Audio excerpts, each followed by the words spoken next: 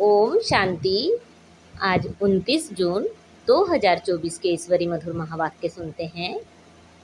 मीठे बच्चे, शरीर सहित जो कुछ भी देखने में आता है यह सब विनाश होना है।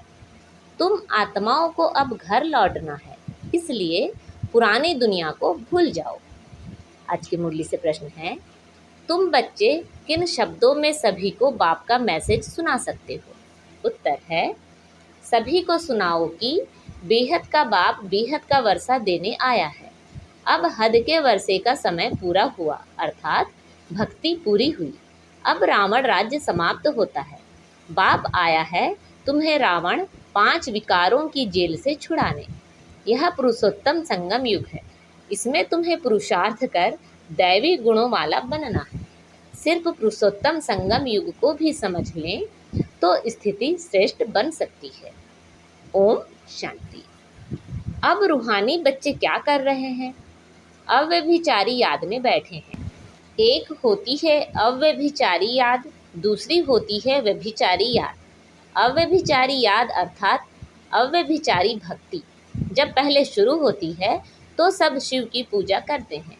उच्चते उच्च भगवान वही है। वह बाप भी है, फिर शिक्षक भी है। पढ़ाते हैं। क्या पढ़ाते हैं? मनुष्य से देवता बनाते हैं। देवता से मनुष्य बनने में तुम बच्चों को 84 जन्म लगे हैं और मनुष्य से देवता बनने में 1 सेकंड लगता है। यह तो बच्चे जानते हैं। हम बाप की याद में बैठे हैं। वह हमारा टीचर भी है, सद्गुरु भी है। योग सिखाते हैं कि एक की याद में रहो। वह खुद कहते हैं, हे आत्माओं, हे बच्चे, देह के सब संबंध छोड़ो, अब वापस जाना है। यह पुरानी दुनिया बदल रही है, अभी यहाँ रहना नहीं है। पुरानी दुनिया के विनाश के लिए ही यह बारूद आदि बनाए हुए हैं। नेचुरल कैलेमिटीज भी मदद करती है। विनाश तो होना है जरूर। तुम पुरुषोत्तम संगम युग पर हो, यह आत्मा जानती है। हम अभी लौट रहे हैं, इसलिए बाप कहते हैं, इस पुरानी दुनिया, पुरानी देह को भी छोड़ना है। देह सहित जो भी इस दुनिया में देखने में आता है यह सब विनाश हो जाना है। शरीर भी खत्म होना है। अब हम आत्माओं को घर लौटना है। लौटने बिगर नई दुनिया में आ नहीं सकेंगे। अब तुम पुरुषोत्तम बनने का पुरुषार्थ कर रहे हो। पुरुषोत्तम है यह देवताएं। सबसे ऊंचते ऊंच है निराकार बाप। फिर मनुष्य सृष्टि में आओ तो इसमें है उच्च देवता। वह भी मनुष्य हैं, परंतु दैवी गुणों वाले। फिर वही आसुरी गुणों वाले बनते हैं।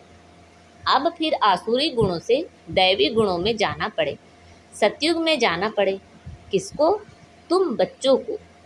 तुम बच्चे पढ़ रहे हो, औरों को भी पढ़ाते हो। सिर्फ बाप का ही मैसेज देना है। बेहद का बाप बेहद का वर्षा देने आए हैं। अब हद का वर्षा पूरा होता है। बाप ने समझाया है, 5 विकारों रूपी रावण की जेल में सब मनुष्य हैं। सब दुख ही उठाते हैं, सूखी रोटी मिलती है। बाप आकर के सबको रावण की जेल से छुड़ाए सदा सुखी बनाते हैं। बाप के सिवाय मनुष्य को देवता कोई बना न सके। तुम यहाँ बैठे हो मनुष्य से देवता बनने के लिए। अभी है कलयुग, बहुत धर्म हो गए हैं। तुम बच्चों को रचता और रचना का परिचय खुद बाप बैठ देते हैं। तुम सिर्फ ईश्वर परमात्मा कहते थे। तुमको यह पता नहीं था कि वह बाप भी है, टीचर भी है, गुरु भी है। उनको कहा जाता है सतगुरु। अकाल मूर्त भी कहा जाता है। तुमको आत्मा और जीव कहा जाता है। वह अकाल मूर्त इस शरीर रूपी तख्त पर बैठे हैं। वह जन्म नहीं लेते हैं, तो वह अकाल मूर्त बाप बच्चों को समझाते हैं, मेरा अपना रथ नहीं है। मैं तुम बच्चों को पावन कैसे बनाऊं? मुझे तो रथ चाहिए ना। अकाल मूर्त को भी तख्त तो चाहिए। अकाल तख्त मनुष्य का होता है और कोई का नहीं होता है। तुम हर एक को तख्त चाहिए। अकाल मूर्त आत्मा यहाँ विराजमान है। वह सभी का बाप है। उनको कहा जाता है महाकाल। वह पुनर्जन्म में नहीं आते हैं। तुम आत्माएं पुनर्जन्म में आती हो।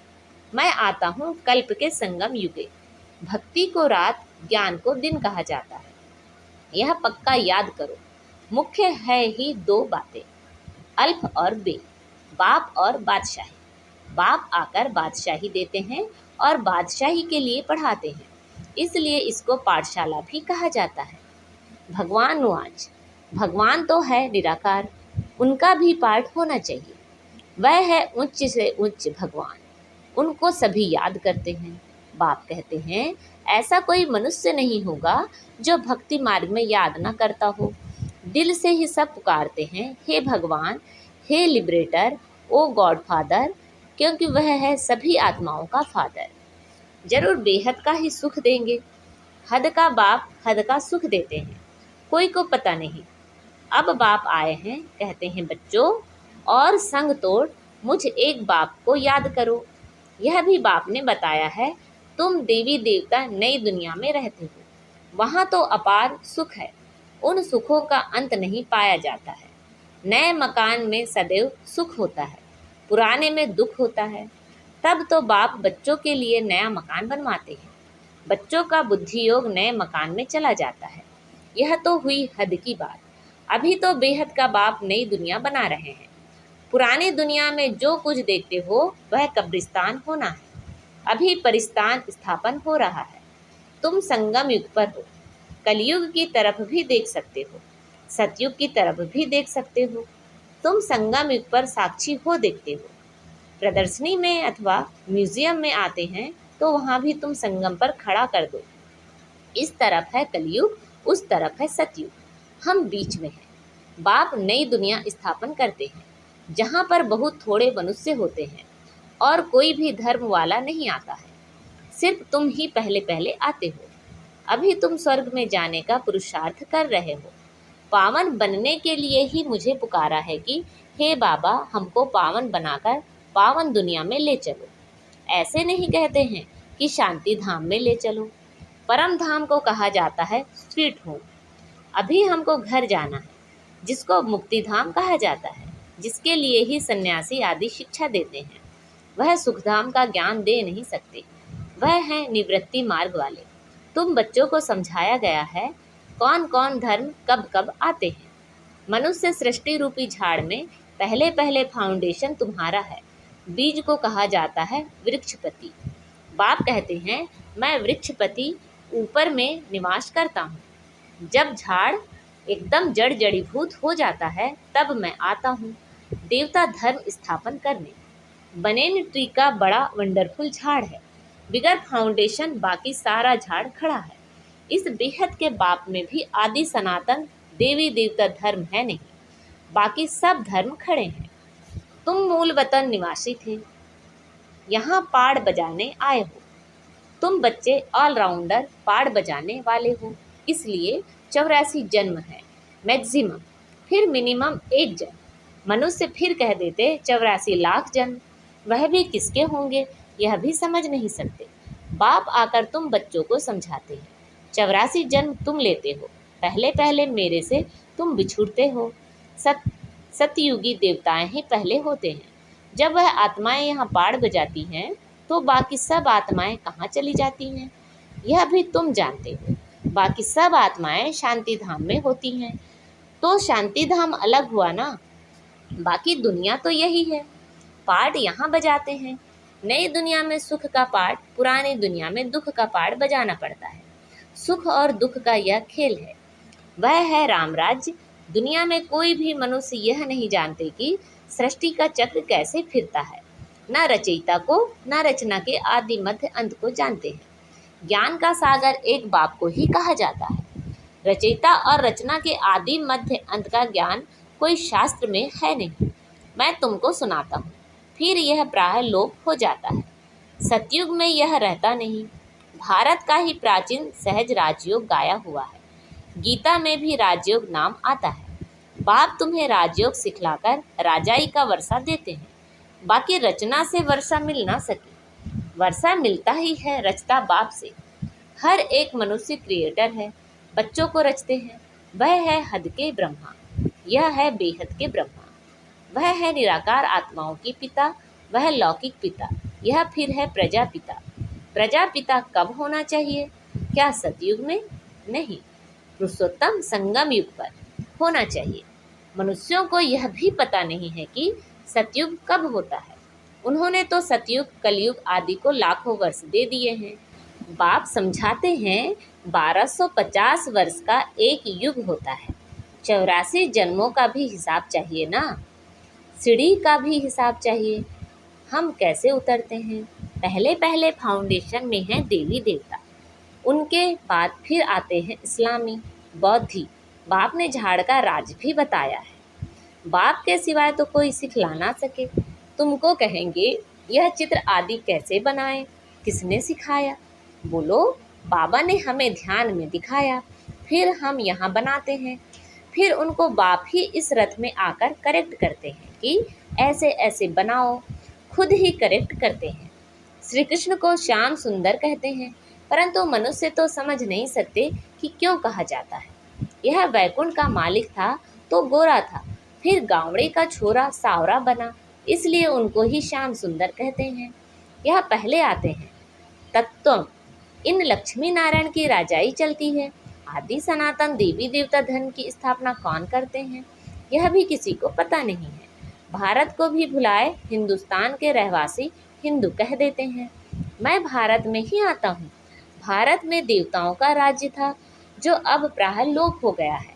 मैं आता हूँ फिर से स्थापना करने। पहले पहले है ही आदि सनातन देवी देवता धर्म। यह झाड़ वृद्धि को पाता रहता है। नए नए पत्ते मठ पंथ पिछाड़ी में आते हैं तो उनकी भी शोभा हो जाती है। फिर अंत में जब सारा झाड़ जड़ जड़ीभूत अवस्था को पाता है, तब मैं फिर आता हूँ। यदा यदा ही धर्मस्य। आत्मा अपने को ही नहीं जानती तो बाप को भी नहीं जानती। अपने को भी गाली देते बाप को और देवताओं को भी गाली देते रहते हैं। तमो प्रधान बेसमझ बन जाते हैं। तब मैं आता हूँ। पतित दुनिया में ही आना पड़े। तुम मनुष्यों को जिए दान देते हो, अर्थात मनुष्य से देवता बनाते हो। अब दुखों से दूर कर देते हो, सो भी आधा कल्प के लिए। गायन भी है ना, वंदे मातरम। कौन सी माताएं जिनकी वंदना करते हैं? तुम माताएं हो, सारी सृष्टि को बहिष्ट बनाती हो। भल पुरुष भी हैं, लेकिन मेजॉरिटी माताओं की है, इसलिए बाप माताओं की महिमा करते हैं। बाप आकर तुमको इतनी महिमा लायक बनाते हैं। अच्छा, मीठे मीठे से खिला दे बच्चों प्रति माता पिता बाप दादा का याद प्यार और गुड मॉर्निंग। रूहानी बाप की रूहानी बच्चों को नमस्ते। हम सब रूहानी बच्चों की रूहानी माता पिता बाप दादा को याद प्यार गुड मॉर्निंग और नमस्ते। आज की मुरली से धारणा के लिए मुख्य सार हैं। अपार सुखों की दुनिया में चलने के लिए संगम पर खड़ा होना है। साक्षी हो सब कुछ देखते हुए बुद्धि योग नई दुनिया में लगाना है। बुद्धि में रहे अभी हम वापस घर लौट रहे हैं। सभी को जिए दान देना है। मनुष्य से देवता बनाने की सेवा करनी है। बेहद के बाप से पढ़कर दूसरों को पढ़ाना है। दैवी गुण धारण करने और कराने हैं। आज बाबा ने हमें वरदान दिया है, सदा श्रेष्ठ समय प्रमाण श्रेष्ठ कर्म करते वह वह के गीत गाने वाले भाग्यवान आत्मा भव। सदा श्रेष्ठ समय प्रमाण श्रेष्ठ कर्म करते वह वह के गीत गाने वाले भाग्यवान आत्मा भव। इस श्रेष्ठ समय पर सदा श्रेष्ठ कर्म करते वह वह के गीत मन से गाते रहो। वह मेरा श्रेष्ठ कर्म या वह श्रेष्ठ कर्म सिखलाने वाले बाबा। तो सदा वह के गीत गाओ। कभी गलती से भी दुख का नज़ारा देखते भी हाय शब्द नहीं निकालना चाहिए। वह ड्रामा वाह और वह बाबा वाह। जो स्वप्न में भी नहीं था वह भाग्य घर बैठे मिल गया। इसी भाग्य के नशे में रहो। आज का स्लोगन है, मन बुद्धि को शक्तिशाली बना दो तो कोई भी हलचल में अचल अडोल रहेंगे। मन बुद्धि को शक्तिशाली बना दो तो कोई भी हलचल में अचल अडोल रहेंगे। अच्छा, ओम शांति।